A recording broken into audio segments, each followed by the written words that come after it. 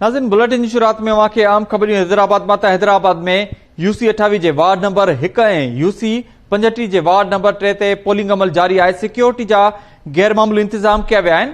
अवांखे ॿुधायूं त यूसी 28 जे ward number 1 ते ॿिनि सियासी पार्टियुनि जे कारकुननि में झेड़ो थियो आहे। हिक ॿिए ते लठिन जो वसकारो कयो वियो आहे। पुलिस पहुची हलंदड़ शिकार ताण वारी सूरताल ते ज़ाब्तो आणे वरितो आहे। अवांखे अपडेट कयूं हैदराबाद मां त हैदराबाद में यूसी 28 जे वार्ड नंबर 1 ऐं यूसी 35 जे वार्ड नंबर 3 ते पोलिंग अमल जारी आहे। सिक्योरिटी जा गैरमामूली इंतजाम कया विया आहिनि। यूसी 28 जे वार्ड नंबर 1 ते ॿिनि सियासी पार्टियुनि जे कारकुननि में झेड़ो थियो। हिक ॿिए ते लठिन जो वसकारो लाए ॾिनो। अवांखे ॿुधायूं त पुलिस पहुची हलंदड़ छिकताण वारी सूरताल ते ज़ाब्तो आंदो आहे।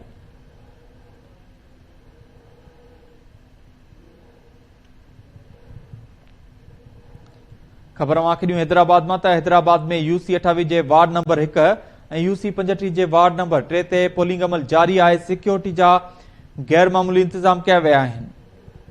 इन हवाले सां वधीक तफ़सीलनि लाइ असां लाइन ते मौजूद आहे हैदराबाद मां केटी न्यूज़ जो रिपोर्टर इमाम अली भलाई। जी इमाम अली, हैदराबाद में यूसी 28 जे वार्ड नंबर 1 ऐं यूसी 35 जे वार्ड नंबर 3 ते पोलिंग अमल जारी आहे। कीअं था ॾिसो सूरताल खे?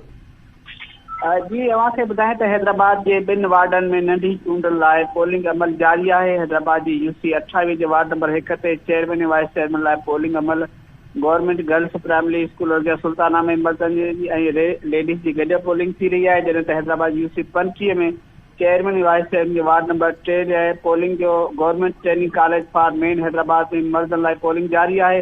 जॾहिं त हैदराबाद जे ॿिन्ही वार्डनि में अॼु कुल टोटल वोटनि जो तइदाद जेको आहे 4812 आहे। जॾहिं त 3633 मर्द ऐं 1179 जेके आहिनि उहो औरतूं वोटरनि जो तइदाद आहे। जॾहिं त गुज़िरियल इलेक्शन में ॿिन्हिनि पोलिंगनि ते झेड़े सबबु उहा इलेक्शन रोकी वई। पोलिंग जो अमल जारी आहे। जॾहिं त यूसी 28 जे वार्ड नंबर 1 ते पीटीआई ऐं पीपी कारकुननि में झेड़ो थियो आहे।